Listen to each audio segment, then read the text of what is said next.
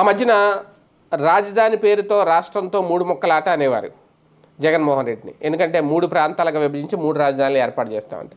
అలాగే ఇప్పుడు గ్రామ సచివాలయాలను 3 విభాగాలుగా విభజించి 3 ముక్కలు ఆట ఆడుతోంది కూటమి ప్రభుత్వం అనేది ఇప్పుడు వైసీపీ వాళ్ళు చేస్తున్న విమర్శ. ప్రధానంగా ఈ గ్రామ వార్డు సచివాలయాన్ని ప్రక్షాళించాలని చెప్పి కూటమి ప్రభుత్వం నిర్ణయం తీసుకున్న నేపథ్యంలో దీనికి సంబంధించి జనాభా ఆధారంగా సిబ్బందిని సర్దుబాటు చేస్తాము అంటూ ఆల్రెడీ సమాచార శాఖ మంత్రి పార్థసారథి ప్రకటించేశారు. కేబినెట్లో దీనికి సంబంధించి కీలక నిర్ణయాలు తీసుకున్నారు అనేది.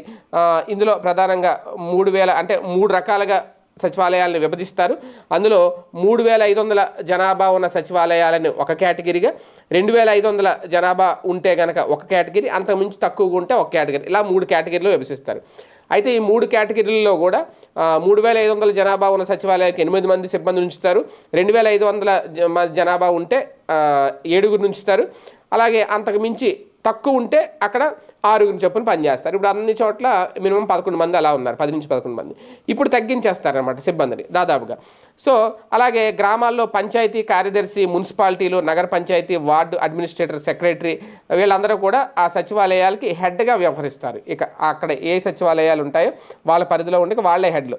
రాష్ట్ర వ్యాప్తంగా సుమారు 15,000 వార్డు అలాగే గ్రామ సచివాలయాలు ఉన్నాయి. వీటిలో ప్రస్తుతం 126,000 మంది సిబ్బంది పనిచేస్తున్నారు. సగటున 8 మంది పనిచేయాల్సి ఉంటుంది.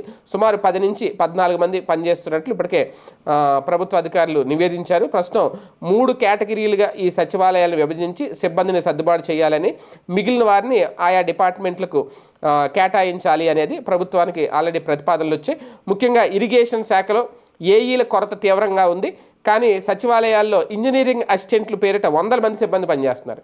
వీళ్ళని ఈ ఇరిగేషన్ డిపార్ట్మెంట్కు సర్దుబాటు చేయాలని ఆలోచిస్తున్నారట. ఇదే విధంగా మిగిలిన శాఖలకు సిబ్బందిని సర్దుబాటు చేసే అంశాన్ని కూడా ప్రభుత్వం పరిశీలిస్తోంది. ప్రస్తుతం ఈ సచివాలయాలకి సర్దుబాటు చేసి ఆ తర్వాత మిగిలిన సిబ్బంది మీద మరొక నిర్ణయం తీసుకుంటారు నెక్స్ట్ క్యాబినెట్లో అనేది. అంటే ఇప్పుడు ఇరిగేషన్ డిపార్ట్మెంట్ కొంతమందిని, మిగిలిన శాఖలకు కొంతమందిని ఇలాగా. అలాగే ఆ మధ్యన ఏదో అన్నా క్యాంటీన్ల పర్యవేక్షణ కూడా కొంతమంది సిబ్బందిని పెడతా ఉన్నారు.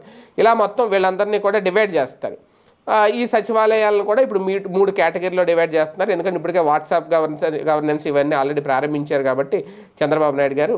సచివాలయానికి ఇప్పటి వరకు ఉండే విధులు కూడా మారుతాయి, వాళ్ళ పనులు కూడా మారుతాయి, వాళ్ళ అధికారాలు కూడా మారుతాయి.